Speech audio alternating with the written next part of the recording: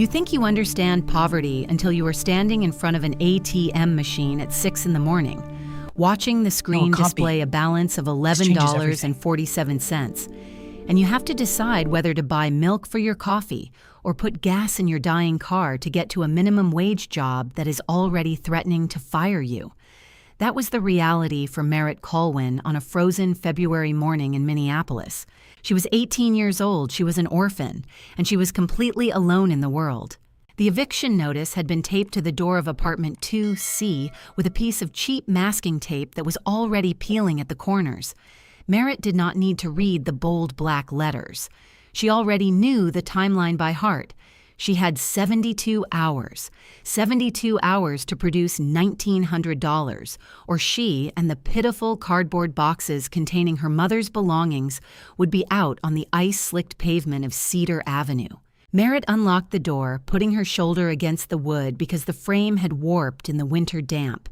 The apartment smelled of instant noodles, bleach, and the lingering antiseptic scent of the medical equipment her mother had used during her final months. Lenora Colwyn had passed away 5 months ago. She had left behind a void in Merritt's chest that felt like a physical wound, a crater where her heart used to be. She had also left behind a mountain of medical bills totaling $94,000. Bills that a part-time dishwasher at a diner could never hope to conquer. Bills that arrived in the mailbox like clockwork, each envelope a fresh reminder of everything Merritt had lost. She dropped her keys onto the chipped laminate counter and sank onto the thrift store sofa. The springs groaned beneath her slight weight.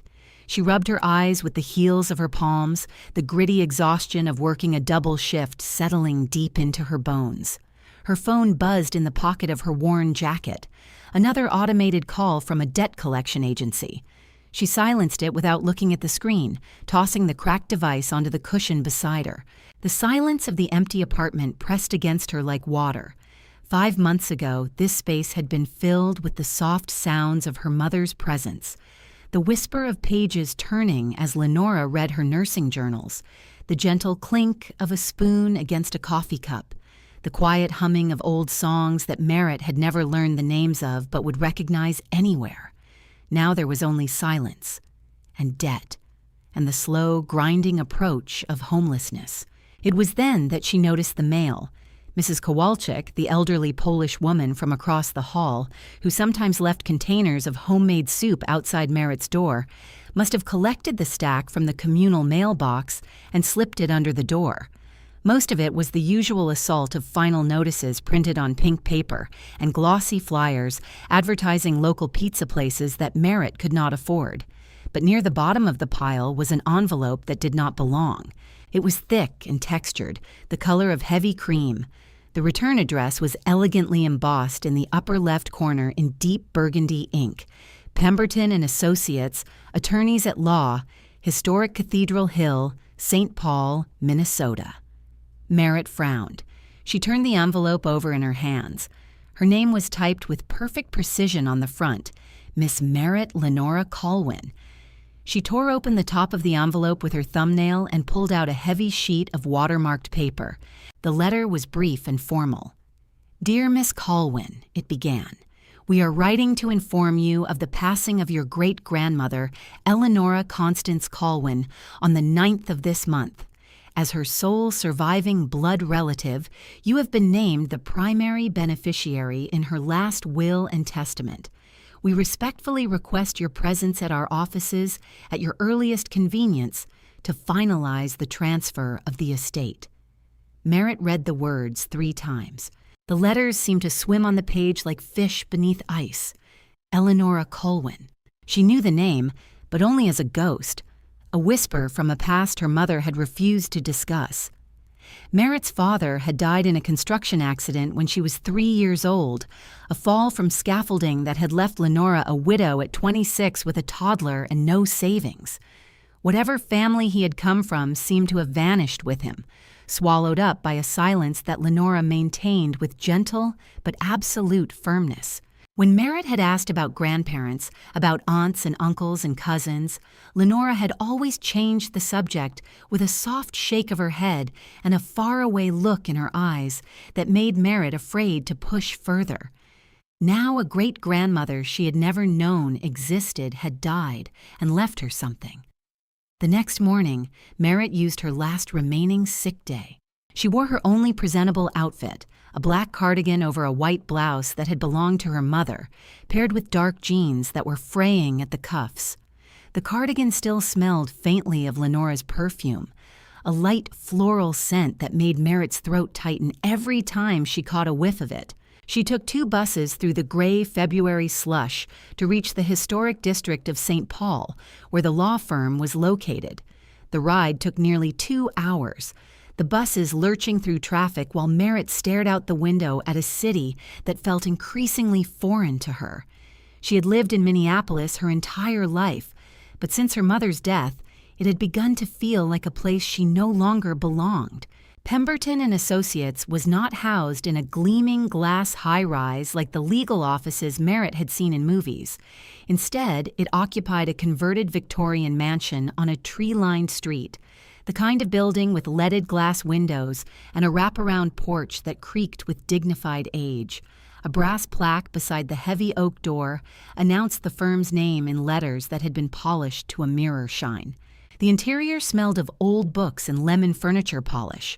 A receptionist with silver hair and reading glasses, perched on her nose, led Merritt down a corridor lined with oil paintings of stern-faced men in dark suits, through a set of double doors and into a spacious corner office. Attorney Malcolm Pemberton rose from behind a massive mahogany desk as she entered. He was a tall man in his late 60s, with a full head of white hair swept back from a high forehead and sharp gray eyes that assessed her from behind tortoiseshell spectacles. His handshake was dry and firm. His 3-piece suit was charcoal gray and impeccably tailored, and he wore a gold watch chain across his vest that glinted in the pale winter light filtering through the windows. "Miss Colwyn," he said, his voice a measured baritone. "Thank you for coming in on such short notice. Please have a seat. May I offer my sincere condolences for your loss?" Merritt lowered herself into the leather chair across from his desk. The leather was butter soft and probably cost more than 3 months of her rent. "I did not know her," Merritt said, and her voice sounded strange in the formal quiet of the room. Flat, hollow. "I did not even know she existed until yesterday. My mother never mentioned her, never mentioned anyone from that side of the family." Pemberton nodded slowly, as if this did not surprise him. He removed his spectacles and polished them with a silk handkerchief before settling them back on his nose. "Eleanora Colwyn was a deeply private woman," he said carefully, each word measured and deliberate. "Reclusive, one might say. She severed ties with the family decades ago and retreated to a remote property in northern Minnesota. She lived alone. She had no visitors. She communicated with my firm exclusively through written correspondence delivered by rural mail carrier." He opened a thick manila folder on his desk. "Her estate is not what one might call traditional. There are no liquid assets to speak of. No stocks, no bonds, no retirement accounts. Her checking account at the local credit union contained exactly $312 at the time of her death, which will be used to cover final expenses and filing fees." Merritt felt her heart sink into her stomach like a stone dropped into dark water. For one desperate moment, when she had read the word beneficiary in that cream-colored envelope, she had allowed herself to imagine salvation. Money to pay the medical bills, money to save the apartment, money to survive another month, another year, another lifetime. "So there is nothing," she said. Her voice cracked slightly on the last word. "Not entirely," Pemberton corrected. He reached into the folder and withdrew a brass key, tarnished with age, with a length of faded twine tied through the bow. He slid it across the polished surface of the desk toward her. "Your great-grandmother owned a property, 40 acres of heavily forested land in the northern wilderness near the Canadian border, and on that land, a cabin. The property is fully paid off, no liens, no back taxes. It belongs to you now. Merritt stared at the key. It looked impossibly old, like something from another century. Is it worth anything? Pemberton steepled his fingers. The assessed value of the land is relatively low due to its extremely remote location and complete lack of municipal utilities. No electricity from the grid, no running water from a municipal source, no paved road access for the final several miles. The structure itself was built in the late 1970s and, according to the county assessor, has not been well maintained. He paused, his gray eyes watching her reaction. You could potentially sell the plot to a logging company or a conservation trust for a modest sum, perhaps $25,000 to $30,000 eventually, but the probate process and property sale could take 8 to 12 months. 8 months. Merritt did not have 8 months. She did not have 8 days. Is there any way to expedite a sale? Her voice emerged thin and desperate. An as-is cash buyer? Anything? Pemberton's expression softened with something that might have been sympathy. I can put out inquiries, but given the extreme remoteness of the location, I would not expect a quick turnaround. My professional advice would be this: drive up there, assess the property yourself, take photographs for a potential listing, clear out any personal effects. He leaned forward slightly, lowering his voice as if sharing a confidence. These old recluses sometimes kept valuables hidden in unconventional places, cash in the mattress, so to speak. It might be worth investigating before you write off the inheritance entirely. He handed Merritt a large envelope containing the property deed, a topographical survey map marked with red ink, and the death certificate. Merritt walked out of the elegant Victorian building into the gray February afternoon, feeling like a woman who had been thrown a life preserver made of lead. She had a piece of land hundreds of miles away in the wilderness. She had an eviction notice on her door, and she had $11 in her bank account. But as she rode the bus back through the slush-covered streets, something began to shift in her chest, a quiet, desperate resolve that hardened like ice forming over dark water. She was going to lose the apartment anyway. She had nothing left tying her to Minneapolis except debt and grief and the phantom scent of her mother's perfume on a cardigan she could not bring herself to wash. The next morning, before the sun had fully risen, Merritt went to a pawn shop 3 blocks from her building. The fluorescent lights buzzed overhead like angry insects. The man behind the counter had a gray ponytail and a tattoo of an anchor on his forearm, and he barely looked at her as she placed the silver necklace on the glass display case. The necklace had a delicate chain and a small pendant engraved with the letter M. It was the only thing Merritt had left of her mother. Lenora had given it to her on her 16th birthday, pressing it into her palm with tears in her eyes. "This was my grandmother's," she had said, "and her mother's before that. It has been in our family for generations. Someday you will pass it on to your daughter, and she will pass it on to hers." Merritt had worn it every day since, the weight of it against her collarbone, a constant reminder that she came from somewhere, that she belonged to something larger than herself. When Lenora was dying, when the pain became unbearable, and the morphine ran out, and the insurance company refused to authorize more, Merritt had removed the necklace and pawned it for $180 to buy medication from a pharmacy in Wisconsin that did not require a prescription. She had promised herself she would get it back, but someday had not come, and now she needed the money more than she needed a piece of silver that only reminded her of everything she had lost. The pawnshop owner gave her $200 in worn bills. It felt like cutting out a piece of her own heart and leaving it on the counter. She packed 2 duffel bags with her clothes, a flashlight, a first aid kit, and several cans of soup and beans from the back of the cabinet. She filled 2-gallon jugs with tap water. She found a heavy wrench in the utility closet that she told herself was for car repairs, but knew in her heart was for protection. By dawn the following day, Merritt Colwyn was behind the wheel of her mother's 1997 Honda Accord, the engine whining in protest as she merged onto Interstate 35, heading north. She was leaving behind the frozen concrete of Minneapolis. She was driving toward the unknown shadows of the northern wilderness. She was going to find out what her great-grandmother had left her. The drive was a grueling 7-hour odyssey through a landscape that transformed by degrees from urban sprawl to suburban strip malls to rolling farmland to dense forest that seemed to swallow the highway whole. The Honda's heater had stopped working somewhere around Hinckley, leaving Merritt shivering in her heaviest flannel jacket as the weak winter sun began its descent toward the tree line. The radio picked up nothing but static and occasional bursts of country music from stations so distant they faded in and out like voices from another dimension. As she drove, Merritt found her mind drifting back to the last weeks of her mother's life. Lenora had known she was dying. The doctors had been clear about that. Stage 4 lung cancer, diagnosed too late for treatment to do anything but prolong the inevitable. She had perhaps 3 months, they said. Perhaps less. But Lenora had not spent those final months in despair. She had spent them preparing.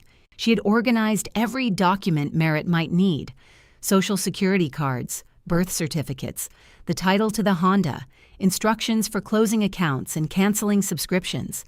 She had written letters to people Merritt had never heard of, sealing them in envelopes with names and addresses and strict instructions not to open them. And she had spent hours sitting with Merritt on the old couch in their apartment, holding her daughter's hand and talking about life, about loss, about how to keep going when everything seemed impossible. One conversation in particular kept surfacing in Merritt's memory as she drove through the frozen landscape. It had been late at night, a week before the end. Lenora had been unable to sleep, the pain too great even with the medication, and Merritt had sat beside her bed, holding her hand. "I need to tell you something," Lenora had whispered, "about our family, about where we come from." Merritt had leaned closer, her heart pounding. Her mother had never spoken about family, never. But then a coughing fit had seized Lenora, racking her frail body, and by the time it passed, the moment was gone. Whatever secret she had been about to share had slipped away with her strength. "Forget I said anything," Lenora had murmured, her eyes already closing. "It does not matter anymore. All that matters is you. You are all that matters." She had died 6 days later, and Merritt had never learned what she had been about to say. By the time she crossed into the northern tier of the state, the anxiety had become a physical weight pressing against her ribs. The paved highways narrowed into 2-lane state roads, which eventually became cracked and winding blacktop barely wide enough for 2 cars to pass. The towns grew smaller and further apart, gas stations with hand-painted signs, diners with pickup trucks parked outside, churches with steeples that rose above the pines like fingers pointing at heaven. The town of Briarwood Hollow appeared as the last light of day was bleeding out of the sky.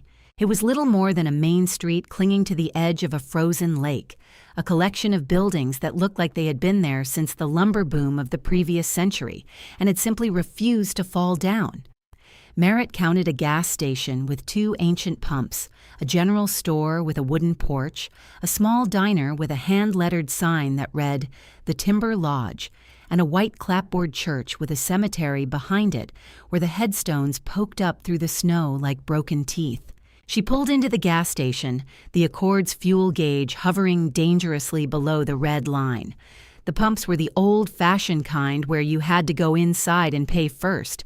Merritt filled the tank with $30 worth of gas, watching the numbers climb with a kind of sick fascination, then walked into the attached convenience store to get directions. The man behind the counter looked like he had been carved from the same wood as the trees outside. He was in his early 70s, with a face weathered by decades of harsh winters and a thick gray mustache that covered most of his upper lip. He wore a red flannel shirt and a camouflage hunting cap pulled low over his eyes. A hand-lettered name tag pinned to his chest read Niels. Merritt approached the counter with the topographical map Pemberton had given her. "Excuse me," she said. "I am looking for a property." She spread the map on the counter and pointed to a red circle that had been drawn in ink, marking a location several miles outside of town along something called County Road 17. The old man leaned over the counter, squinting at the map through reading glasses perched on the end of his nose.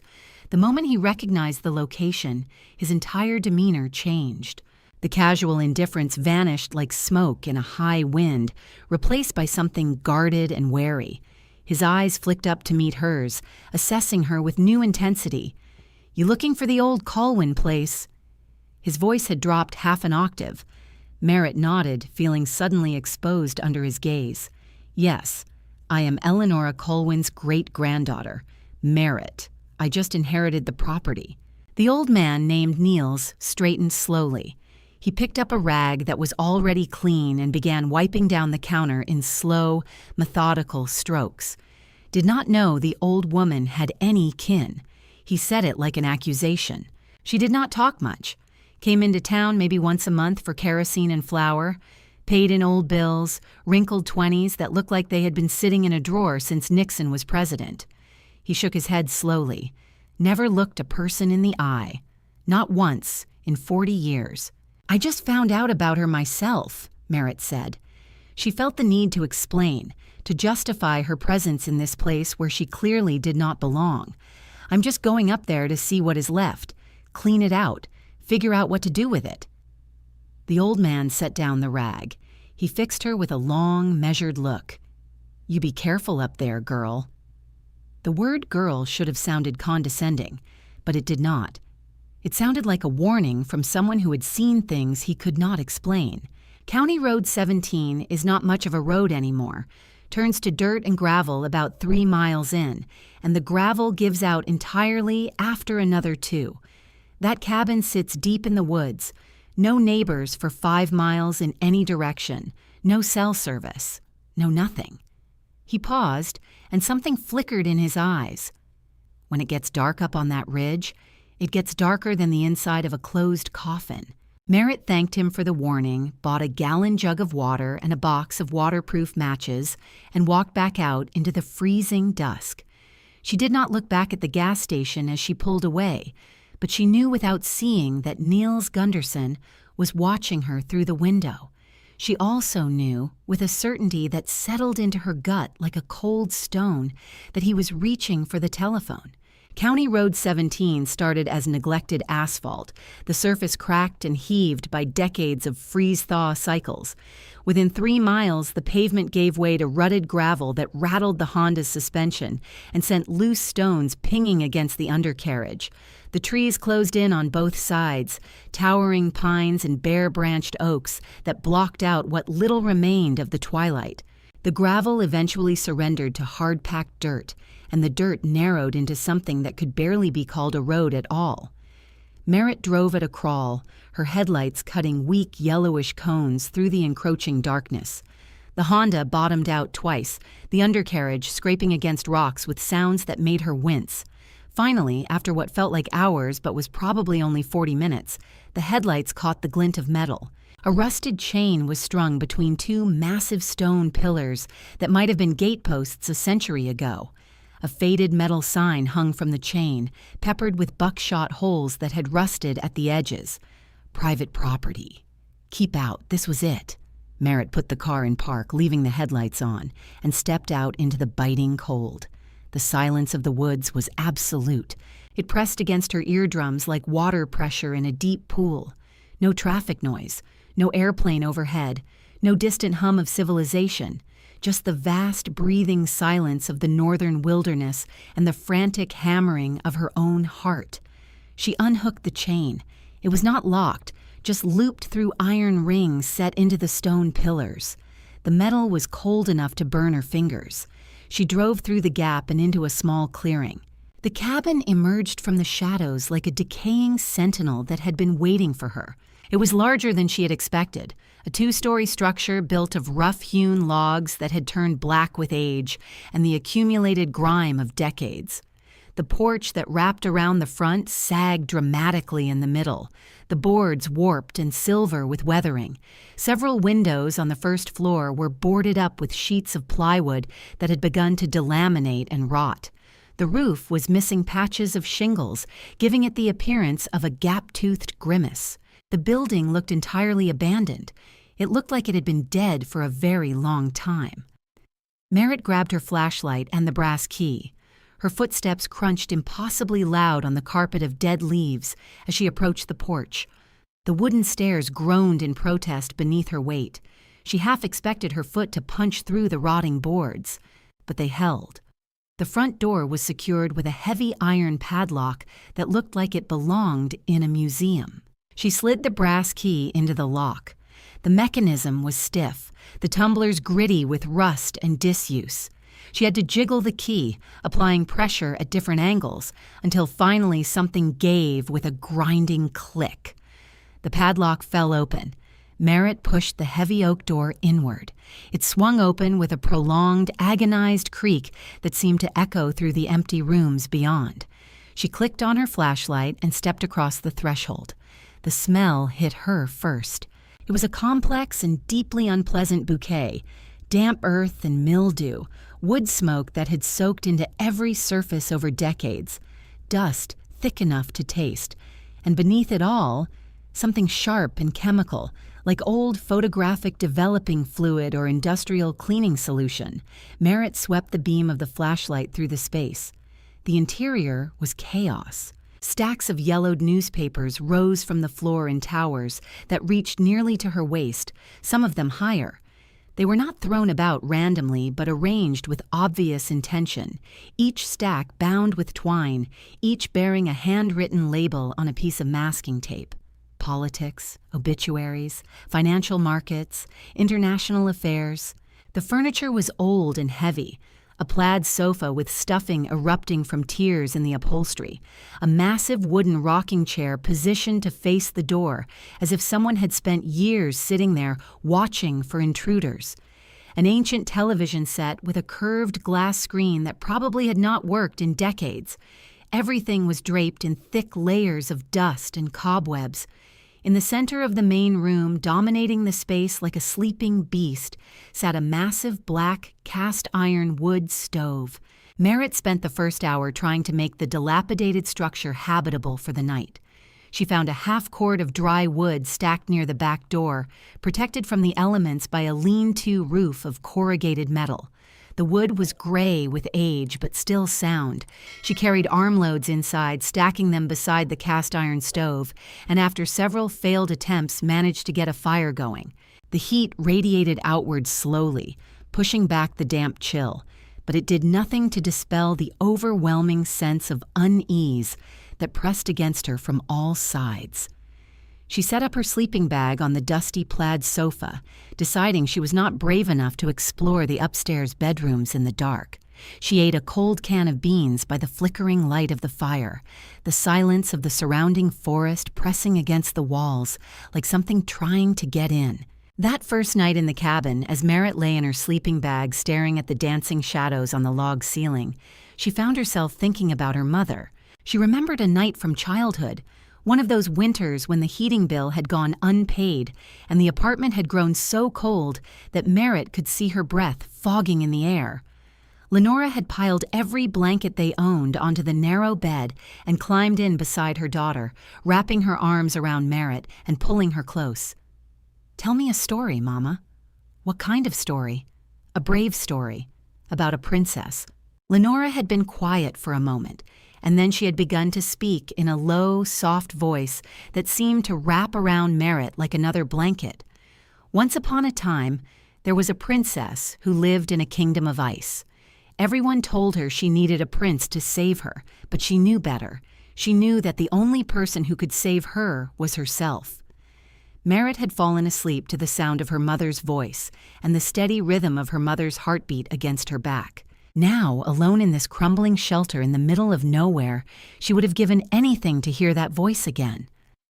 "Mama," she whispered to the darkness, "I am trying to save myself. But I do not know how." The fire crackled in response. The wind moaned through gaps in the old walls, but no other answer came. She fell asleep with tears freezing on her cheeks. Morning came gray and reluctant, seeping through the grime-caked windows like dirty water through a filter. Merritt woke with a stiff neck and a deep ache in her joints. The fire had died hours ago, leaving the cabin freezing once more, her breath pluming in the still air. She sat up, rubbing her face with hands that felt like blocks of ice. The interior of the weathered cabin looked even worse in the harsh light of day. The towers of newspapers were not just stacks, but archives, meticulously organized by subject and date. Merritt pulled a paper from one of the stacks at random. The Minneapolis Star-Tribune, dated October 14, 1987. The headline was about the stock market crash of that year. She checked another stack. Wall Street Journal, various dates from the early 90s, all with articles about financial markets circled in red ink. Her great-grandmother had been collecting information, sorting it, cataloging it. But why? "All right, Eleonora," Merritt muttered to the empty room, her voice sounding strange and flat in the dusty silence. "Let us see what you were hiding." She spent the morning systematically searching the ground floor. She checked behind the few picture frames that hung crookedly on the walls, revealing nothing but faded wallpaper and decades of accumulated dust. She knocked on the walls, listening for hollow sounds that might indicate a hidden compartment, and heard only the solid thunk of aged timber. She dug through the foul-smelling kitchen cabinets and found nothing but mouse droppings, desiccated insect carcasses, and receipts from the general store in Briarwood Hollow, dating back to the 1980s. By noon, frustration had boiled over into something close to despair. She had driven 7 hours through frozen wilderness to find a garbage dump, a monument to hoarding and paranoia. There was nothing here but rotting wood and yellowed paper and the lingering ghost of a woman who had clearly lost her mind decades ago. Merritt kicked a stack of newspapers in frustration, sending yellowed pages fluttering across the dusty hardwood floor like startled birds. It was then that she noticed the floor itself. The cabin's flooring was made of wide, rough-sawn oak planks. They were scarred and water-stained and warped by time, the gaps between them wide enough to lose a coin through. The boards had the patina of a century of use, worn smooth in the high-traffic areas and gray with age everywhere else. But the planks immediately surrounding the massive cast-iron stove were different. They were cleaner, less worn. The gaps between them were almost perfectly uniform, as if they had been cut and fitted with more precision than the rest of the floor.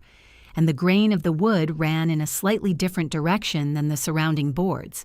More importantly, there were deep scrape marks gouged into the wood.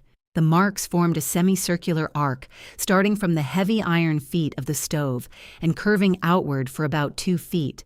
The gouges were deep and parallel, as if someone had repeatedly dragged an enormous weight across the floor in the same pattern, over and over again, for years.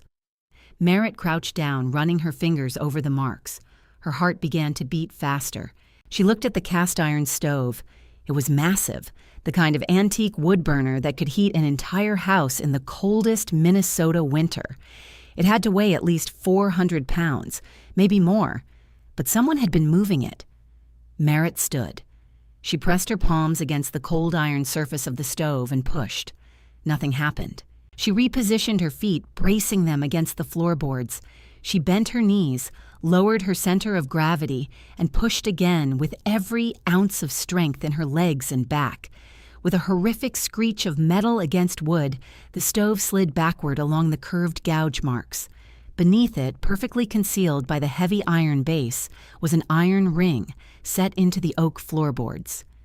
Merritt dropped to her knees. Her pulse was pounding in her temples, a chaotic drumbeat of adrenaline and sudden primal fear.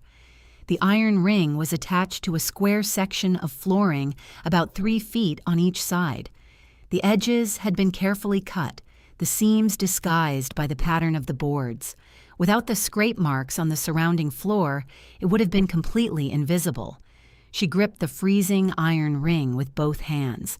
She planted her feet against the solid planks outside the square and pulled upward with a grunt of effort. For a moment, nothing happened. Then, with a sound like a giant drawing breath, the section of floor lifted away. A blast of cold, stale air rushed up from the darkness below, carrying the smell of concrete and old paper, and something faintly metallic that Merritt could not identify. She grabbed her flashlight and pointed the beam down into the hole. It was not a root cellar. It was not a crude dugout lined with fieldstone. The flashlight illuminated smooth-poured concrete walls descending into darkness.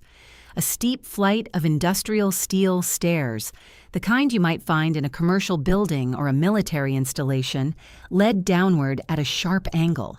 The construction was precise, professional, completely at odds with the weathered cabin above. Merritt stared into the darkness for a long moment, her breath coming fast and shallow. Then she descended the stairs. Her footsteps rang hollow against the steel treads, the sound echoing off the concrete walls in a way that made the space feel much larger than it appeared. The air grew colder as she went down, the damp chill of the cabin replaced by a dry, temperature-controlled coolness. At the bottom of the stairs, she found a door. It was made of solid steel, at least 3 inches thick, with a heavy combination dial like a bank vault mounted in its center. The door looked like it could withstand a direct assault, like it belonged in a government facility or a private bunker designed to survive the apocalypse. But it was sitting slightly ajar. Whoever had been down here last, presumably Eleonora, had not fully secured it. Merritt pushed the steel door open. She stepped into a room that defied every expectation. The bunker was roughly 20 feet square. The walls were unpainted concrete, the floor smooth cement that had been sealed against moisture. The ceiling was low, maybe 7 feet, with rows of fluorescent light fixtures mounted in recessed panels. The lights came on automatically as she entered, humming to life with a buzz that made her flinch. The illumination revealed a space that looked like something from a spy movie. Heavy-duty metal shelving units lined 3 of the 4 walls, floor to ceiling. The shelves were not stacked with canned goods or survival supplies. They were lined with rows upon rows of identical black lockboxes, each one roughly the size of a briefcase, each one sealed with a small combination lock. There had to be 100 of them, maybe more. In the center of the room, positioned like an altar in a church, sat a large mahogany desk.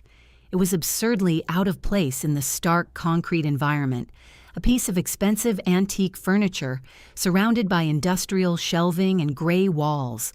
On the desk sat a vintage typewriter with a blank page still loaded in the carriage, a brass banker's lamp with a green glass shade, and a meticulously organized stack of leather-bound ledgers. Merritt approached the desk slowly, her mind struggling to reconcile the cabin above with the clinical precision of this underground vault. She set down her flashlight and picked up the top ledger. The cover was smooth brown leather, worn at the corners from years of handling. She opened it to the first page. The contents were not a diary. They were not personal reflections or the ramblings of a paranoid hermit. The pages were filled with neat, precise columns of numbers and dates and abbreviations. Transaction records, account numbers, routing codes for banks she had never heard of with names in German and French, and what might have been Mandarin. August 14th, 2012. Transfer via Zurich. Account number 8849-B. 450,000. October 3rd, 2014. Asset liquidation. Cayman Holding. 1.2 million. February 28th, 2018. Settlement payment received. Singapore intermediary. 800,000. Merritt felt the room spin around her. She was looking at records of millions of dollars, tens of millions, maybe more. Her great-grandmother, the woman who had lived in a dilapidated shack and bought flour with wrinkled 20s, had been moving vast sums of money through international accounts for decades. Her trembling hands moved to the desk's top drawer. She pulled it open. Inside the drawer, neatly arranged in stacks and bound with paper bands, were bricks of cash. Not 10s or 20s, hundreds. Crisp, uncirculated $100 bills in stacks that had to contain $10,000 each. There were at least 8 stacks visible, $80,000, sitting in a desk drawer. Merritt reached out and touched the money with fingers that felt like they belonged to someone else. The paper was real. The texture was authentic. The faint smell of ink and cotton fiber was unmistakable. It was not a hallucination. The money she needed to save her apartment, to pay off her mother's medical debt, to survive, It was sitting right in front of her, multiplied beyond her wildest imaginings. But it was the second drawer that made Merritt's blood run completely cold. She pulled open the middle drawer of the desk. Inside, arranged in a fan pattern like a hand of cards, were a dozen passports. Merritt picked them up one by one. They were from different countries: United States, Canada, United Kingdom, Germany, Switzerland, Brazil. Each passport had different stamps, different dates of issue, different entry and exit records from countries around the world.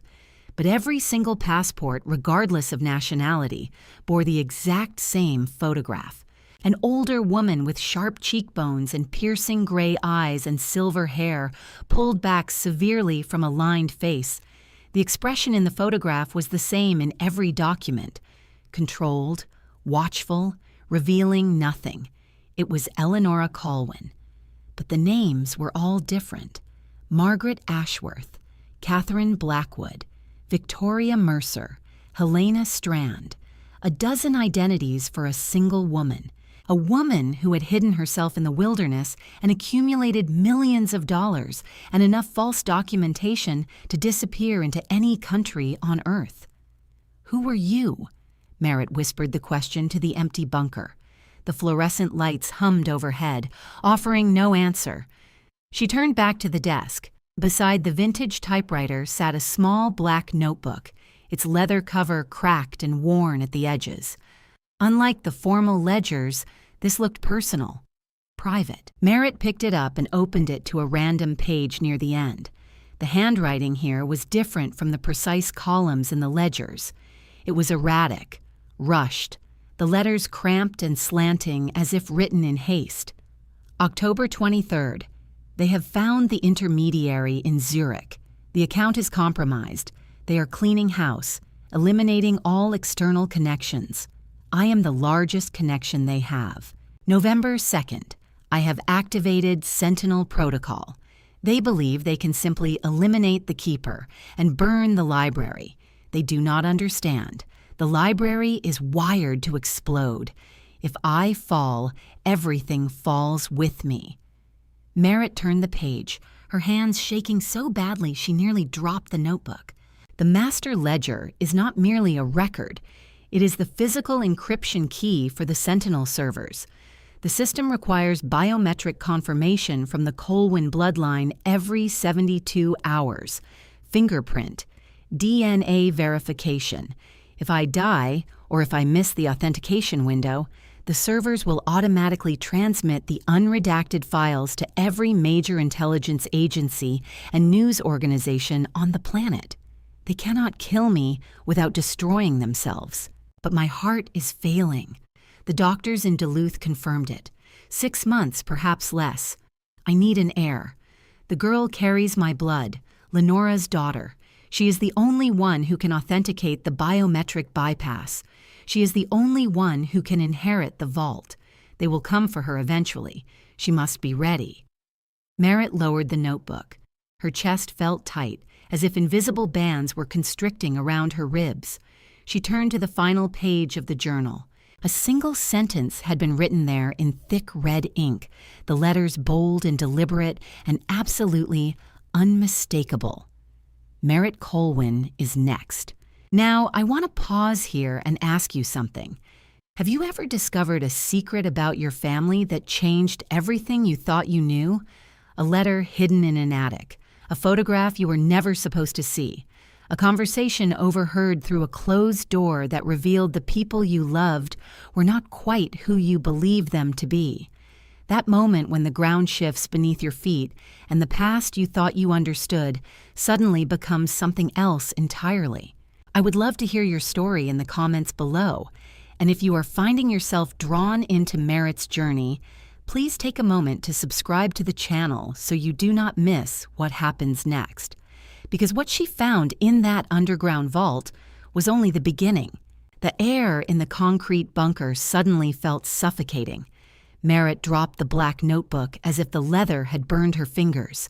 It landed on the cement floor with a flat slap that echoed off the walls. Merritt Colwyn is next. The words reverberated through her skull, short-circuiting her ability to process anything else. She stumbled backward, her hips striking painfully against the heavy metal shelving. The sharp sting of the impact grounded her, pulling her back from the edge of full panic. "Breathe," she told herself. "Count backward from 10, 9, 8, 7. Inhale slowly, exhale slowly, just like Mama taught you." She forced her racing mind to slow down, to analyze what she had read rather than simply react to the terror of it.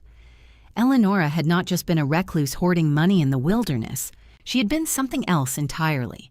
A keeper of secrets, a guardian of information so dangerous that powerful people were willing to kill to control it.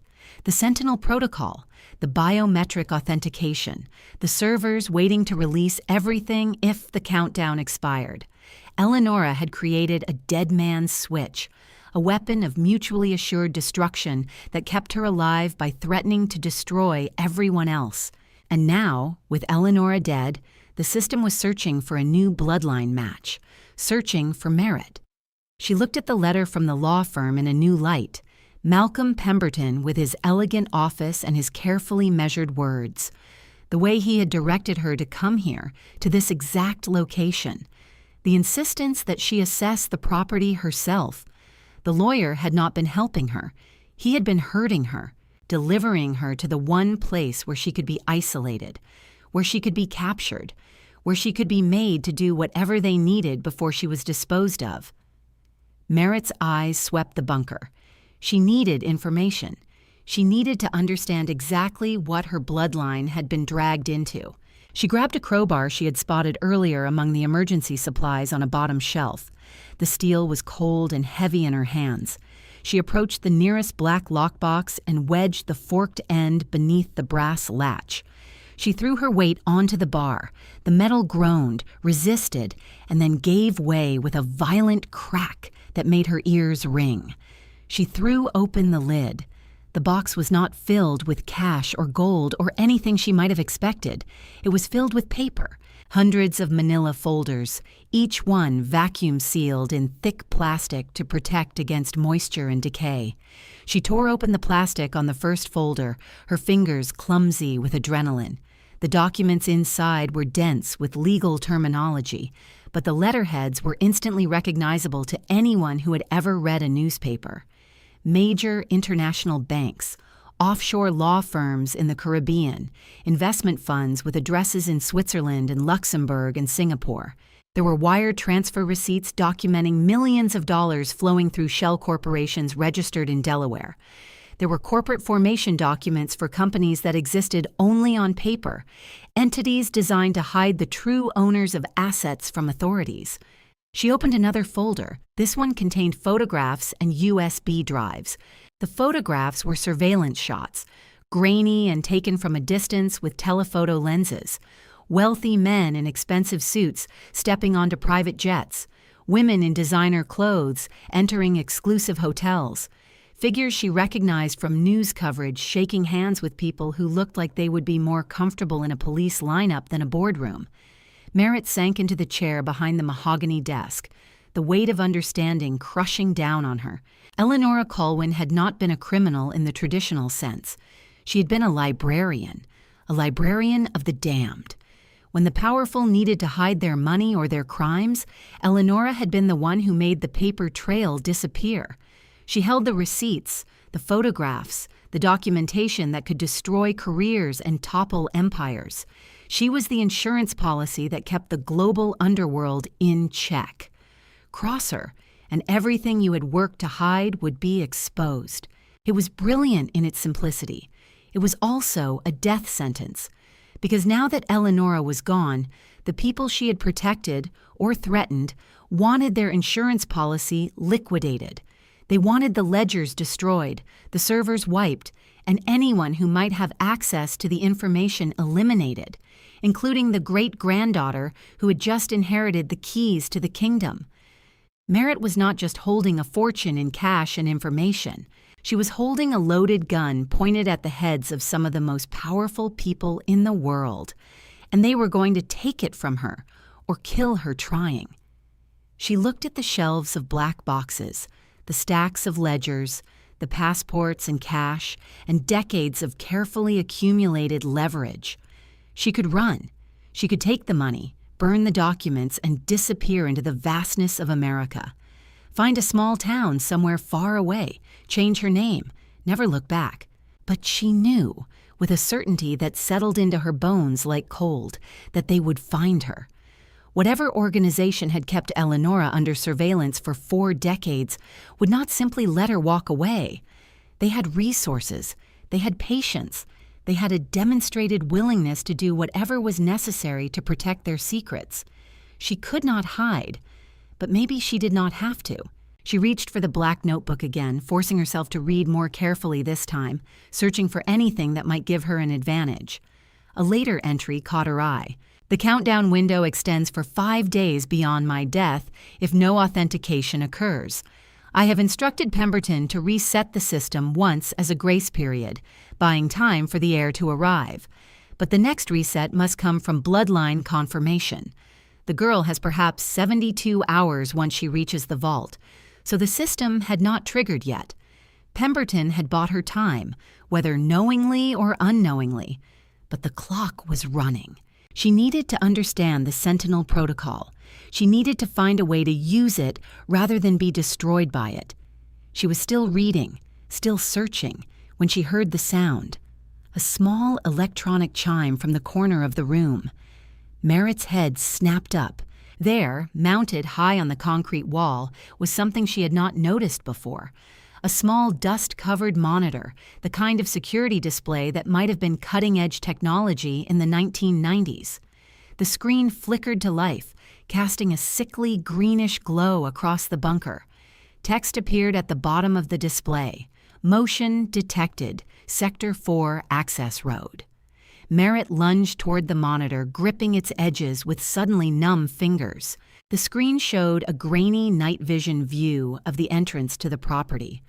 The rusted chain she had unhooked the night before, the stone pillars with the faded warning sign, and rolling through the gap, moving in perfect formation with their headlights extinguished, were 2 massive black SUVs. They glided to a halt in the clearing, positioning themselves between the cabin and Merritt's Honda, blocking any escape. The doors opened. Even through the degraded quality of the ancient security system, Merritt could see enough to know these were not local police. They were not concerned neighbors. They were not representatives from the law firm coming to check on her. 4 figures emerged from the vehicles. They moved with fluid, synchronized precision, spreading out to cover angles of approach with the automatic efficiency of professionals who had done this 100 times before. They wore dark tactical clothing, no visible insignias or identification. 2 of them carried compact automatic weapons fitted with cylindrical suppressors. The cleaners had arrived. Merritt felt all the blood drain from her face. She spun around, her eyes frantically sweeping the concrete walls of the bunker.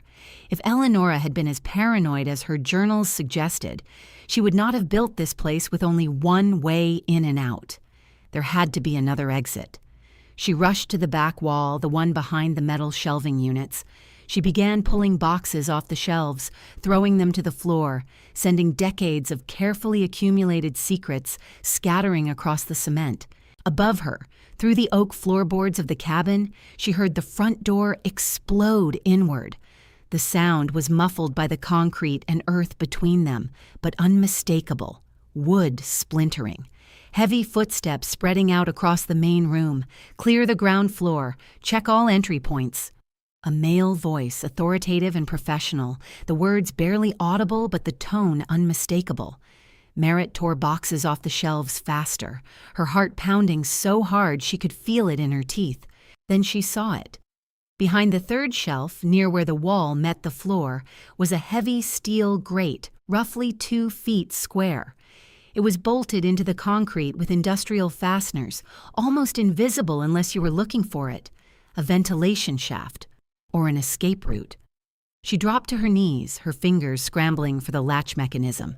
The grate was secured by a thick, sliding iron bolt that had rusted partially in place.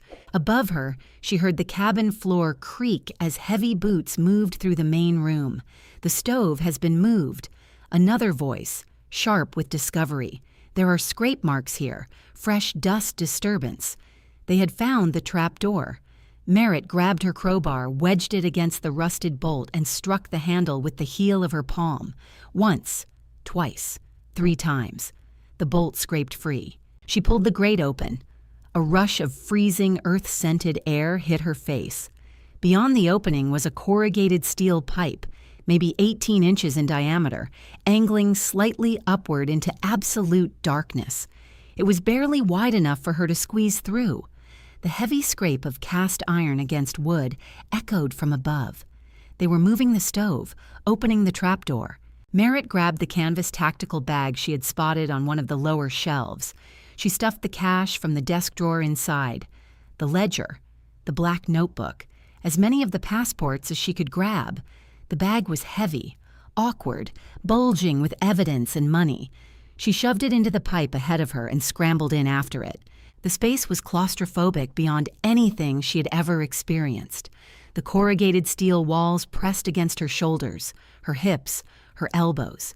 She could not crawl on hands and knees. She could only worm forward on her stomach, pushing the bag ahead of her, using her elbows and toes to propel herself forward inches at a time. The darkness was absolute. The smell of wet clay and decaying roots filled her nostrils. Behind her, muffled by distance and earth, she heard the clang of boots on the steel stairs leading down to the bunker. She pushed forward harder, her breath coming in ragged gasps that echoed wetly in the confined space. The pipe seemed to go on forever, a nightmare tunnel through the frozen earth. Dirt cascaded onto her neck from seams in the corrugated metal. Something small and many-legged scurried across her hand, and she bit her lip hard enough to taste blood, strangling the scream before it could escape. Finally, her reaching fingers touched something different. Roots, dead leaves, the resistance of packed earth. She pushed harder, and the end of the pipe gave way in a cascade of frozen dirt and camouflage netting. Merritt tumbled out into the night. She landed hard on a steep, root-covered slope, rolling several feet before she managed to grab a sapling trunk and stop herself. Her face was covered in mud, her jacket was torn, her lungs burned from exertion and cold. But she was out. She scrambled to her feet, clutching the heavy bag to her chest, and looked back the way she had come. The escape tunnel had deposited her on a heavily forested ridge, perhaps 200 yards behind the cabin. Through the skeletal winter trees, she could see the structure below, the back of the weathered cabin, the dim glow of flashlight beams cutting through the boarded windows, and in the clearing beyond, her Honda Accord sitting useless beside the black SUVs. She could not go back. She could not reach her car. She could not drive out of here even if she could get to it. She had to move. Merritt turned her back on the cabin and began to climb. The northern Minnesota wilderness at night was one of the most unforgiving environments on the continent. The temperature was somewhere well below zero. The wind cut through her clothing like it was not even there. The terrain was a nightmare of steep ravines, frozen creek beds, and deadfall that reached up to grab her ankles with every step. She climbed the ridge, fighting the incline, her boots slipping on icy rocks and snow-covered roots. The tactical bag felt like it was filled with lead, the weight dragging at her shoulders, but she could not abandon it. The money and documents inside were her only leverage, her only proof, her only chance at survival. Behind her, red-orange light suddenly bloomed against the trees. Merritt whirled around, grabbing a tree trunk for support. In the clearing below, flames were erupting from her Honda Accord. Someone had set it ablaze. The fire spread rapidly, engulfing the interior, shattering the windows with sharp pops that echoed through the silent forest. They were destroying the evidence. They were making sure she had no transportation, no means of escape, no trace that she had ever been here. Then she saw something that made her blood crystallize in her veins. One of the figures broke away from the group near the burning car. He pulled something from his tactical vest, a handheld device, compact and professional-looking, that he raised to his eye. Thermal imaging. He was scanning the tree line for her heat signature. Merritt pressed herself against the trunk of an ancient oak, trying to make herself as small as possible. Her breath came in frantic white plumes that seemed impossibly bright in the darkness. The device swept across the base of the ridge, paused, swept higher, and stopped, pointing directly at her. "Target located," the figure called out, his voice carrying on the frozen wind. "She is on the ridge, moving north." Merritt did not wait. She turned and ran. The forest became a blur of shadows and pain. Branches whipped her face, drawing thin lines of blood that froze almost instantly on her skin. She stumbled, fell, rose, stumbled again. The terrain was impossible, a maze of ravines and bluffs that seemed designed to trap and kill. She heard them behind her, the crunch of boots on frozen ground, the occasional snap of a command. They were not running. They did not need to. They had technology and training and all the time in the world. She was prey being driven toward a trap. But Merritt's mother had not raised her to give up. She had raised her to survive. She reached the top of the ridge and half ran, half slid down the other side, crashing through underbrush into a narrow valley. At the bottom, she could hear the rush of moving water. A creek. The memory surfaced from somewhere deep. A nature documentary, maybe, or a survival article she had read in a waiting room somewhere during the long months of her mother's illness. Running water masked heat signatures, broke up scent trails, made tracking exponentially more difficult. Merritt plunged into the creek. The cold was beyond anything she had ever experienced. It was not just cold. It was a physical assault, a violent invasion of her body. Her lungs seized. Her heart stuttered. Every nerve ending screamed in protest as the water, barely above freezing, soaked through her clothing and dragged at her limbs. She forced herself to keep moving. She waded upstream, fighting the current, the water swirling around her thighs and then her waist. She held the bag above her head, trying to keep the contents dry even as her lower body went numb. Her teeth chattered so violently she was afraid they would crack. Behind her, a high-pitched mechanical whine pierced the night. She looked up through the canopy of bare branches. A small green light blinked against the stars, moving in a tight search pattern. A drone. They had eyes in the sky. Merritt kept moving. She did not know how long she was in the water. It felt like hours. It was probably 15 minutes. Her muscles were seizing up, her coordination deteriorating with every step. Hypothermia was setting in, the cold sapping her ability to think clearly, to make decisions, to stay upright. Ahead, the creek curved beneath an overhanging shelf of limestone. The water had eroded a shallow cave into the rock face, creating a dark space perhaps 6 feet deep and 4 feet high. Shelter. Merritt dragged herself out of the water and collapsed onto the sandy floor of the overhang. She curled into a ball, her body shaking so violently that her vision blurred. She could not feel her hands, could not feel her feet. Her lips were blue. Her skin had the waxy pallor of approaching death. She knew from half-remembered survival articles that she had perhaps 30 minutes before the cold claimed her completely. The human body could not sustain this temperature without intervention, but fire meant death of another kind. She forced herself to move, rubbing her arms and legs with desperate friction, generating what little heat she could through motion. She found a plastic emergency blanket folded into a tiny square at the bottom of the tactical bag, the kind that weighed almost nothing but could reflect body heat back toward the skin. She wrapped it around herself, the metallic material crackling loudly in the silence of the cave. It was not enough to warm her, but it was enough to slow the dying. She tucked her knees to her chest, creating the smallest possible surface area for heat to escape. She pulled the stacks of cash from the bag and packed them around her core, against her stomach and chest and back, using the dense paper as improvised insulation. The cold was still there, still biting, still trying to pull her down into the darkness. But she was fighting it now. She was buying herself time. time enough to understand what Eleonora had left her. With trembling fingers that barely responded to her commands, she pulled the black notebook from the bag. She fumbled with her phone, found 3% battery remaining, and turned the brightness as low as it would go. Shielding the screen with her emergency blanket, she opened the notebook to the pages she had not yet read. If she was going to die out here, she was going to know why. She found the passage she needed near the end of the journal. Eleonora's handwriting growing more erratic with each entry. They do not understand the nature of sentinel. They believe it is simply a dead man's switch, a crude mechanism of revenge. It is not. Sentinel is leverage. When I am gone, my heir will hold something more powerful than any weapon. She will hold the ability to destroy them without firing a shot. They cannot kill her without triggering the protocol.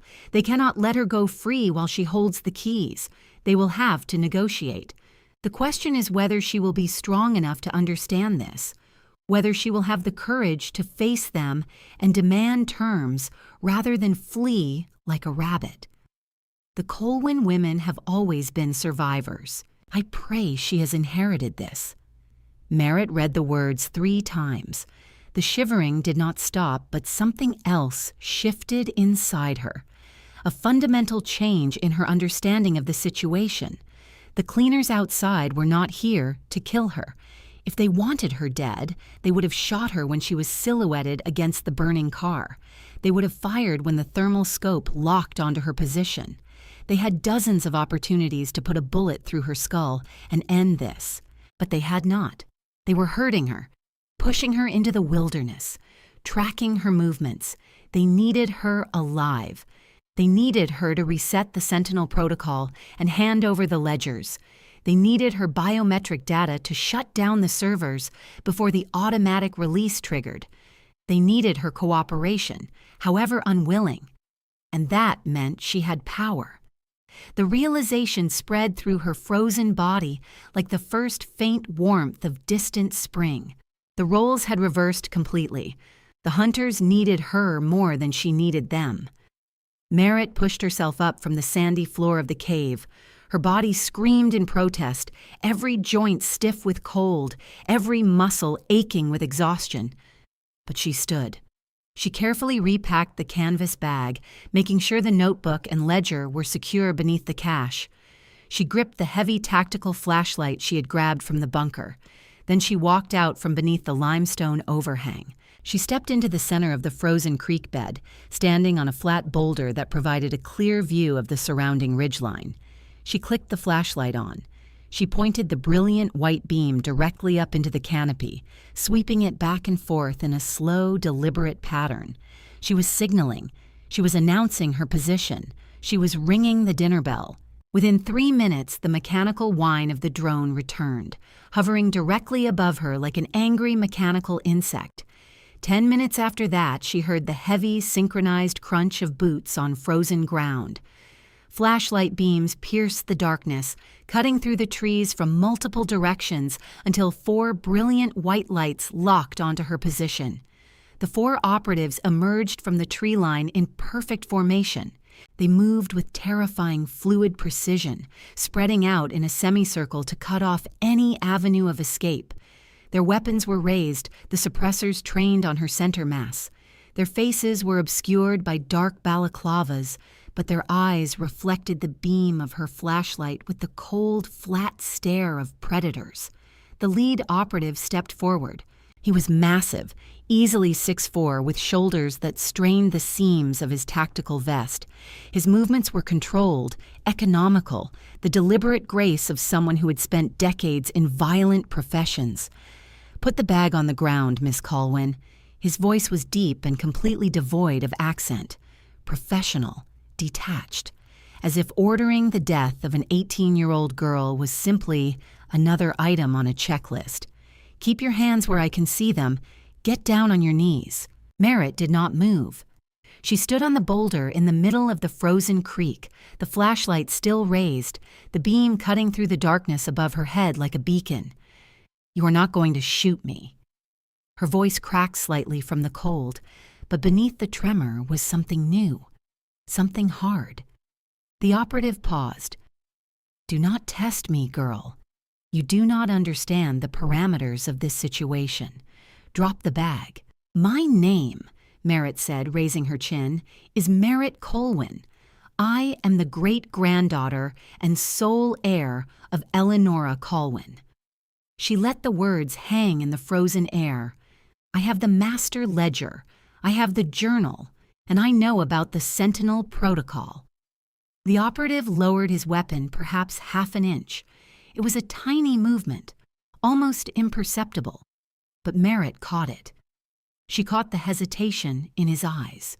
If you know about sentinel, he said slowly, then you understand that you are in possession of stolen property, property that belongs to our employers, property that represents a significant threat to global financial stability. His voice hardened. Hand over the decryption materials and you walk out of these woods alive. That is the best offer you will receive. Merritt felt the fear trying to climb back up her throat, trying to choke her voice before she could speak. But she heard her mother's voice in her memory, clear as a bell. When you are afraid, do not let them see it. Fear is a negotiating weakness. Strength is a negotiating asset. Even if you have to fake it until they believe it. Lenora had been talking about dealing with insurance companies who wanted to deny coverage to dying patients. But the principle applied here, too. The second I hand over this bag, you put a bullet in my head and dump my body in this creek. I am the liability. I am the loose end. She stepped down from the boulder, her boots crunching on the frozen stones. But here is the problem you have, and I do not think your employers fully explained it to you. She walked toward him, and he did not raise his weapon. That tiny hesitation stretched into something larger. Eleonora died 5 days ago. The protocol requires biometric confirmation every 72 hours. Your lawyer bought me one reset, but the clock is running again. Merritt watched his eyes widen slightly behind the dark mask. You shoot me. My heart stops. The biometric connection severs. The servers detect no living Colwyn DNA in the authentication chain. Within 48 hours, the unredacted files go out. FBI, Interpol, the New York Times, the Wall Street Journal. Every major news organization on the planet gets a complete record of your employer's activities. She stopped 2 feet in front of him. You kill me, you destroy them, and when they go down, they will burn you alive to cover their tracks. You will be the liability then. For a terrible instant, Merritt was certain she had miscalculated. The operative's finger tightened almost imperceptibly on the trigger guard. His eyes, flat and unreadable behind the dark mask, flickered with something that might have been contempt. She could see him weighing the options, running the calculations, wondering if she was bluffing about the timeline, wondering if her death might be worth the risk. One of the other operatives shifted his weight, the snow crunching under his boots. The sound was loud in the frozen silence. A muscle twitched in the lead operative's jaw. The seconds stretched into what felt like hours. Merritt held her breath. She did not blink. She did not look away. She kept her chin raised and her shoulders back, and every fiber of her being focused on projecting a confidence she did not feel. If she flinched now, she was dead. If she showed fear, she was dead. The operative exhaled slowly. It was the sound of a man accepting an outcome he did not like but could not avoid. What do you want? The question hung in the air between them. I want to live, Merritt said simply. I want you to escort me out of these woods. I want to be taken to a location where I can safely reset the Sentinel protocol and prevent the data release. She paused, letting the next words settle. But I am not disabling the system. I am taking control of it. The operative made a sound that might have been disbelief. You are an 18-year-old girl from a slum apartment in Minneapolis. You work as a dishwasher. You do not even have a college degree. You think you can run an operation that took your great-grandmother 45 years to build? Merritt met his gaze without flinching. Eleonora Colwyn spent those 45 years hiding in a crumbling cabin, terrified of her own shadow, waiting for people like you to come for her. She paused. I will not make her mistakes. I will not hide. If your employers want their secrets kept, they will pay for the privilege. And if they try to eliminate me, everything burns. She reached up and unzipped her jacket slightly, revealing the thick stacks of $100 bills insulating her chest. I am not asking for much. A reasonable annual fee for my services as the new keeper, enough to live securely and ensure the continued safety of the archives. In exchange, everything your employers have worked so hard to hide stays hidden. The operative stared at her for a long, weighted moment. Slowly, deliberately, he lowered his weapon. He raised one gloved hand, signaling his team to stand down. "Follow me, Miss Colwyn." His voice was flat with resignation and something that might have been grudging respect. "Let us get you out of the cold." Merritt retrieved her bag from the boulder, settled the straps over her shoulders, and fell into step behind the armed men. The frozen wind whipped through the valley, but she barely felt it anymore. She was walking out of the wilderness with the weight of the world's darkest secrets in a canvas bag on her back. I want to stop here for a moment and ask you something. Have you ever found yourself in a situation where everyone expected you to fail? Where the odds seemed impossible and the people with power assumed you would simply surrender? What did you do? Did you fight back? Did you find strength you did not know you had? I would love to hear your stories in the comments below. And please, if you are enjoying this journey, take a moment to subscribe and share this with someone who might need to hear a story about finding courage in the darkest hour. Because Merritt's story is not over yet. The choices she makes next will determine not just her own fate, but the fate of millions she will never meet. 3 weeks later, Merritt Colwyn sat in a sparsely furnished apartment on the outskirts of Chicago. It was not the luxury penthouse she might have imagined when she first saw the stacks of cash in Eleonora's bunker. It was a modest 2-bedroom unit in a middle-class suburb, the kind of place where families with 2 working parents and a minivan lived quiet, unremarkable lives. That was the point.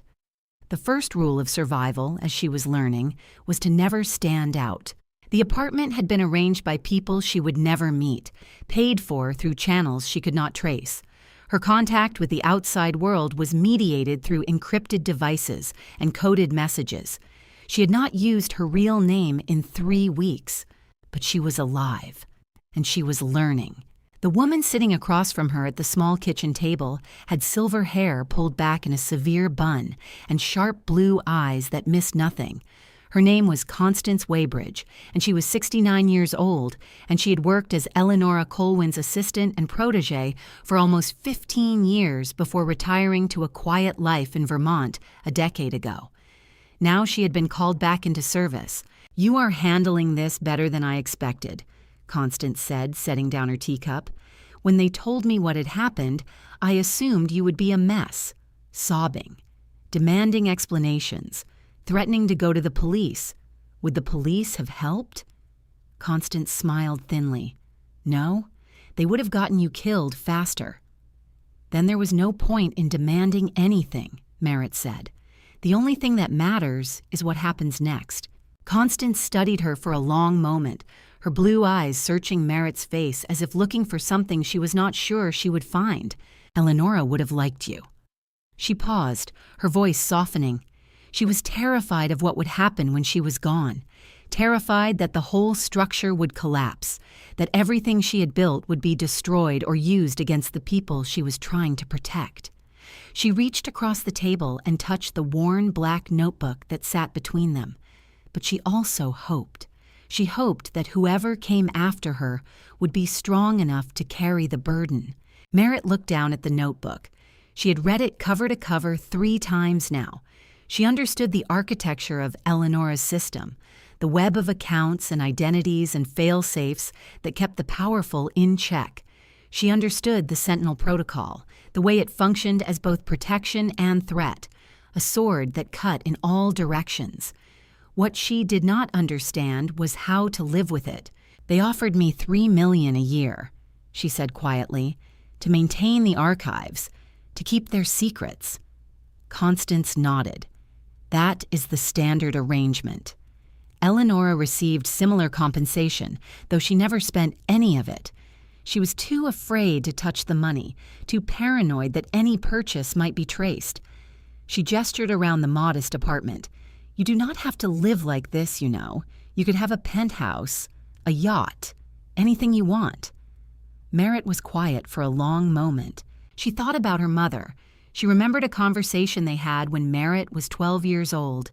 It was winter, and the heating in their apartment had been shut off for non-payment. Lenora had come home from a 16-hour shift at the hospital to find her daughter huddled under every blanket they owned, shivering and crying.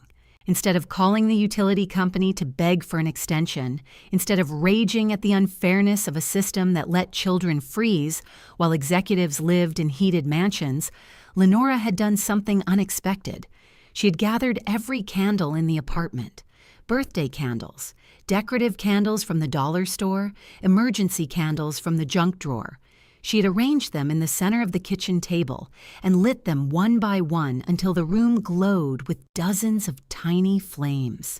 Then she had pulled Merritt close and told her a story, not a fairy tale, a real story, about a nurse in the oncology ward who had discovered that one of the hospital administrators was falsifying patient records to inflate billing.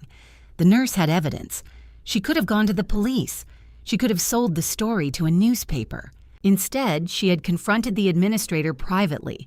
She had given him a choice: resign quietly and return the stolen money to the patients' families, or face exposure. He had chosen to resign. The stolen money had been returned. The patients had never known how close they had come to being victims.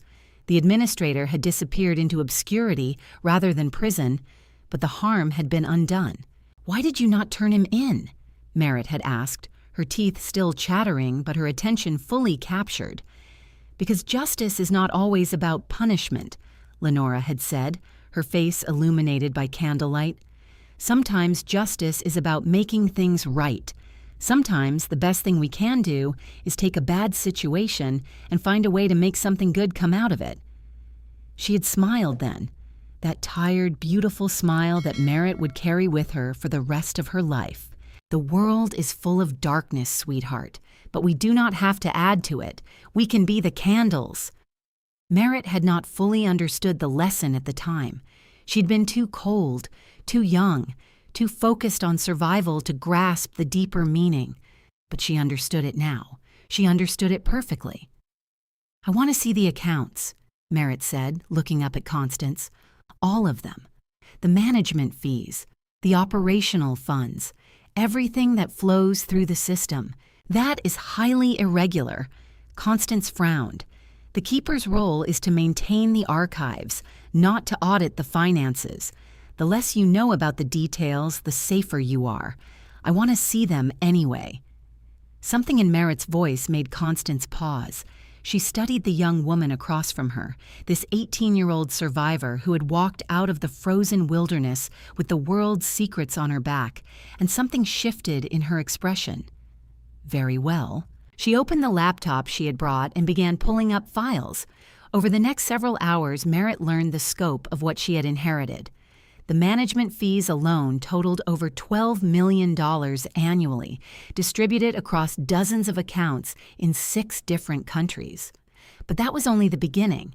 Eleonora had also served as a conduit for much larger transactions, taking small percentages of money that moved through shell companies and offshore trusts. Tens of millions of dollars flowed through the system every year. "And where does this money come from?" Merritt asked, pointing at a series of transfers from accounts in the Caribbean. Constance hesitated. "You understand that I cannot tell you everything. Some information is protected for your own safety. Try." Constance sighed. "Some of it comes from what you might call gray areas, tax avoidance strategies that push the boundaries of legality, investments in industries that prefer discretion. But some of it," she trailed off, "some of it comes from places you do not want to know about. Organizations that operate outside the law, corrupt officials, corporations that have done terrible things and need those things to stay hidden. Blood money." Constance did not disagree. That night, alone in the apartment, Merritt sat at the kitchen table with the laptop open in front of her and tried to understand what kind of person she wanted to be. She could accept the role Eleonora had carved out. She could take the $3 million a year, maintain the archives, and live a comfortable life as the keeper of secrets that powerful people desperately needed hidden. She would be safe. She would be wealthy. She would be protected by the same web of mutual destruction that had kept Eleonora alive for 4 decades. But she would also be complicit. Every day she would be helping bad people stay unpunished. Every dollar she accepted would be stained with suffering she could not see but knew existed. Every morning she would wake up and look in the mirror and see the face of someone who had chosen safety over integrity. Lenora's voice echoed in her memory. Those choices will add up one by one until they become the shape of your soul. Merritt opened a new document on the laptop. She began to type. It took her 3 days to work out the details. The system Eleonora had built was elegant in its complexity, but it had a flaw. The keeper controlled the archives. Yes, but the keeper also controlled the money. The management fees, the transaction percentages, the operational funds, all of it flowed through accounts that Merritt now had full access to. She could not destroy the system. It was too embedded, too interconnected with too many powerful interests. Any attempt to bring it down would result in her death, and probably a global financial crisis that would hurt millions of innocent people. But she could redirect the flow. On the 4th day, she called Constance back to the apartment. "I have made my decision," she said. Constance set down her teacup, her expression guarded. "And I will continue as the keeper. I will maintain the archives. I will authenticate the Sentinel protocol every 72 hours.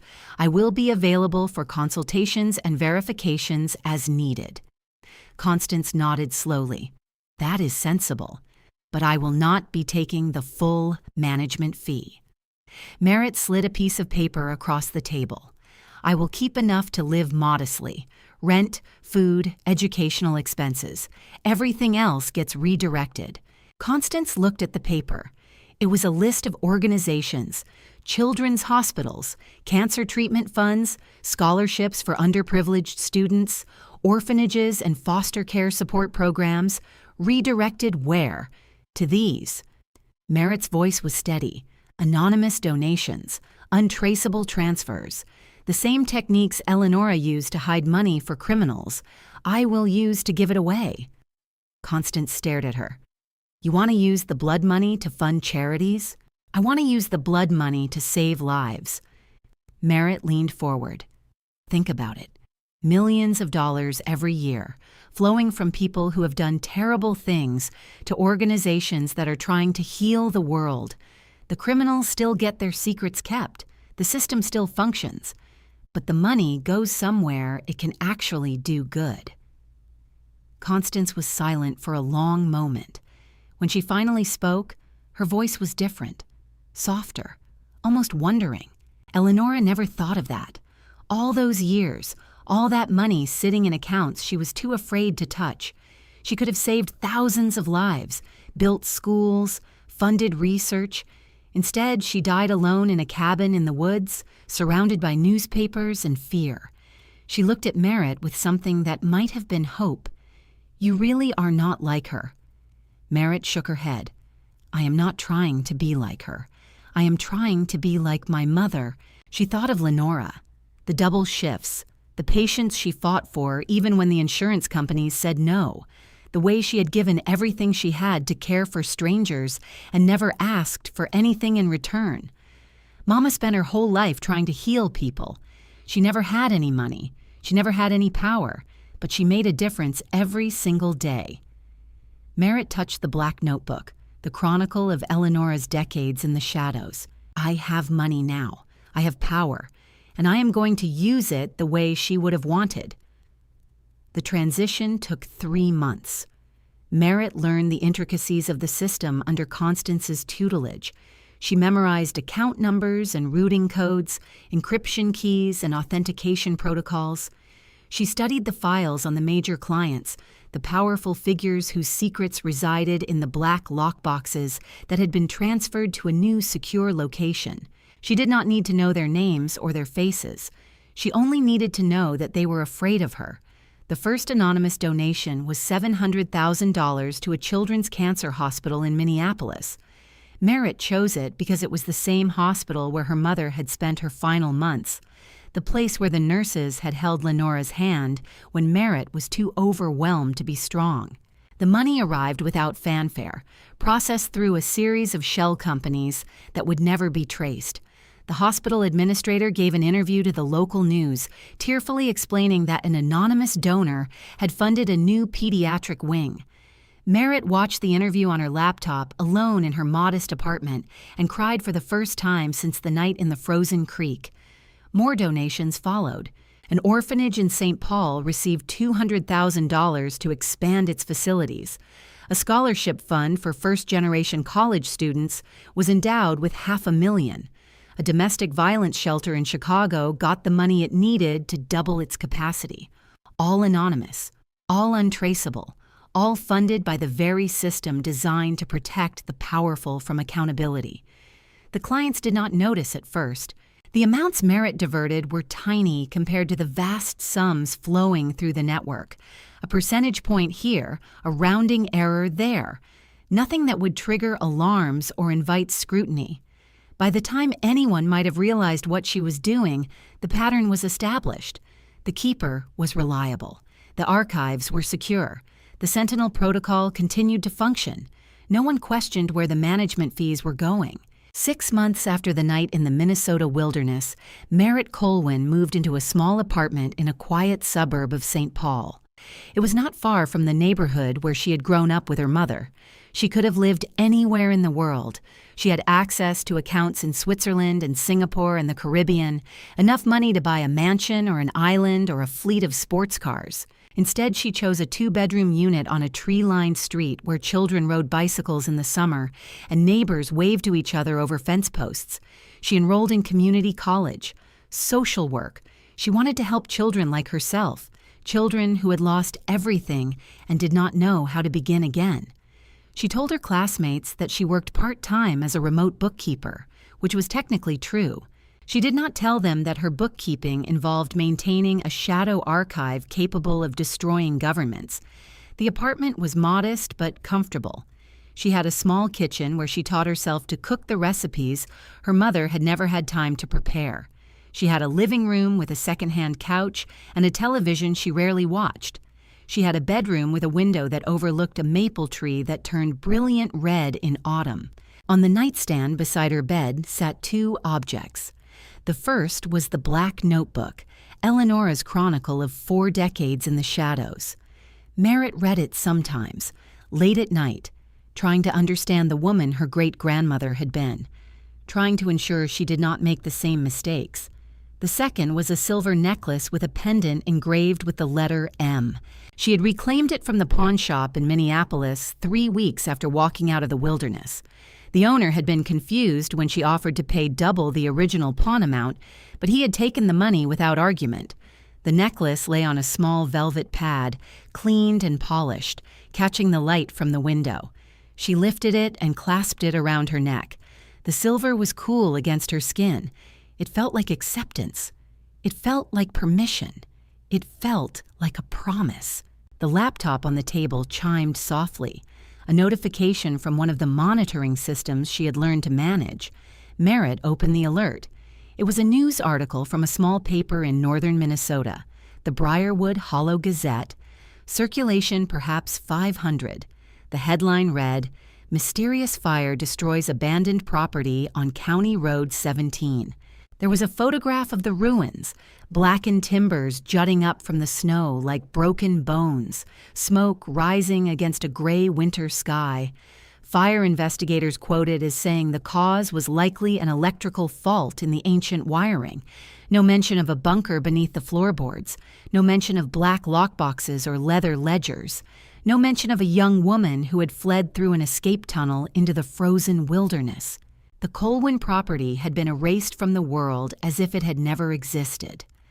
Merritt stared at the photograph for a long time. She thought about Eleonora, who had lived in that crumbling structure for 4 decades, alone with her secrets and her fear. She thought about the woman who had built an empire of shadows to protect herself, only to die isolated and forgotten, her heart giving out in a bunker buried beneath the earth. She thought about the choices Eleonora had made, the compromises, the moral weight she had carried until it crushed her. And she thought about the choices she herself was making now. Different choices. Better choices, she hoped, but choices that would carry their own weight, their own consequences, their own long shadows. The cabin was gone. The physical evidence of Eleonora's life had been reduced to ash and memory, but the system she had built lived on, now in Merritt's hands, now serving a different purpose. The darkness had not been destroyed, but it had been redirected, and maybe, Merritt thought, that was all any of us could really do. Not eliminate the darkness entirely, because that was impossible, but bend it, shape it, force it to serve something other than itself. She closed the article and opened the donation portal. There was work to be done. The encrypted phone on the table buzzed with an incoming message, one of the clients requiring a verification of archived materials, routine, mundane, the daily business of keeping terrible secrets buried. Merritt looked at the message for a long moment. Then she picked up the phone and typed her response. Her face was neutral, professional, the mask she had learned to wear when dealing with the shadows. But beneath the mask, in the place where her soul lived, she was still the girl who had grown up in a cold apartment, listening to her mother's stories about brave princesses who saved themselves. She was still trying to be the person Lenora had believed she could become. Every 72 hours, she opened a secure laptop and authenticated the Sentinel protocol with her fingerprint and a strand of hair. The system confirmed her DNA, verified her identity, and reset the countdown timer. For another 3 days, the powerful could sleep peacefully, knowing their secrets were safe. For another 3 days, anonymous donations flowed from the shadow accounts to organizations that were trying to heal the world. It was a strange life, suspended between light and darkness. Some nights, Merritt woke from dreams where she was back in the frozen creek, the water rising around her, the cold seeping into her bones. She would lie awake in the darkness, listening to her own heartbeat, reminding herself that she had survived. Other nights, she dreamed of her mother. In the dreams, Lenora was always young, always healthy, always smiling. They would sit together in a field of wildflowers or on the porch of a house they had never owned, and Lenora would hold her hand and tell her stories about brave girls who saved themselves. On those nights, Merritt woke with tears on her cheeks and a warmth in her chest that felt like hope. One evening in late autumn, Merritt sat by her window watching the maple tree shed its last red leaves. Her laptop was open on the kitchen table, displaying a news article she had read 3 times. The headline announced the opening of a new children's center in Minnesota, the largest facility of its kind in the state. The center would provide comprehensive services to orphaned and abandoned children, including housing, education, medical care, and counseling. The facility was named Lenora's Haven. No one knew who had funded it. The donation had come through an anonymous trust processed through channels that were designed to be untraceable. The amount was $2.3 million. Merritt touched the screen, tracing the letters of her mother's name. She thought about the choices she had made, the compromises, the moral weight of maintaining a system that protected criminals in order to fund the salvation of innocents. She was not a hero. She knew that. Heroes did not keep the secrets of corrupt officials and shady organizations. Heroes did not participate in structures of exploitation, even at the margins. Heroes were pure and brave and uncompromising. But she was not a villain either. Villains did not spend their nights figuring out how to funnel millions of dollars to cancer research and foster care programs. Villains did not cry over news articles about children getting second chances. Villains did not carry the weight of their choices like stones in their pockets, feeling the burden with every step. She was something in between, something human, something trying. Merritt stood and walked to the window. Outside, snow was beginning to fall, the first flakes of winter drifting down through the bare branches of the maple tree. The streetlights cast golden circles on the whitening ground. Somewhere in the distance, a child laughed. She touched the silver pendant at her throat. "I do not know if I am doing the right thing, Mama." She whispered the words to the empty apartment, to the falling snow, to the memory of a woman who had given everything for her daughter's future. "But I am trying. Every day I am trying to turn something terrible into something that might help. I am not perfect. I am not brave. I am just a girl trying to survive. But I am choosing kindness where I can. I am choosing compassion where it is possible. I am choosing to believe that even in the darkest places, there is still light to be found." She watched the snow fall until the world outside was white and silent and clean. Then she turned back to the laptop, opened the secure portal, and began processing the next round of anonymous donations. $250,000 to a children's hospital in Cleveland, $300,000 to a scholarship fund for students from low-income families, $500,000 to a network of domestic violence shelters across the Midwest. The money flowed from darkness into light, one transfer at a time, one choice at a time, one day at a time. The encrypted phone buzzed again. Another message. Another client requiring verification. Merritt looked at the screen, read the message, and typed her response with steady fingers. Outside the window, the snow continued to fall. Inside, a young woman who had inherited an empire of shadows sat alone in a modest apartment, doing the only thing she knew how to do. She survived, and she tried to make the surviving mean something. The laptop screen glowed in the gathering darkness. The notification appeared in the corner. Transfer complete.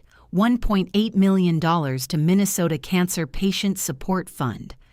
Merritt closed the laptop and turned off the lights. Tomorrow would bring more work, more choices, more careful navigation between the darkness she managed and the light she tried to create. But tonight, she allowed herself a moment of something that felt almost like peace. She lay down in her bed, pulled the blankets up to her chin, and looked at the silver necklace on the nightstand. The pendant caught the faint glow of the streetlight filtering through the curtains, and for just a moment it seemed to shine like a tiny star. "Good night, Mama," she whispered, and then she closed her eyes, and she slept. And so we come to the end of Merritt's story. Or perhaps not the end, perhaps just the beginning of a different kind of chapter. She is not a hero in the traditional sense. She made compromises. She accepted a role in a system that protects terrible people. She will carry that weight for the rest of her life. But she also chose to transform what she inherited, to take the machinery of darkness and redirect its output toward light, to prove that even when we are given impossible choices, we can still find ways to do good. I do not know if Merritt made the right decision. That is not for me to say, but I know that she made a human decision.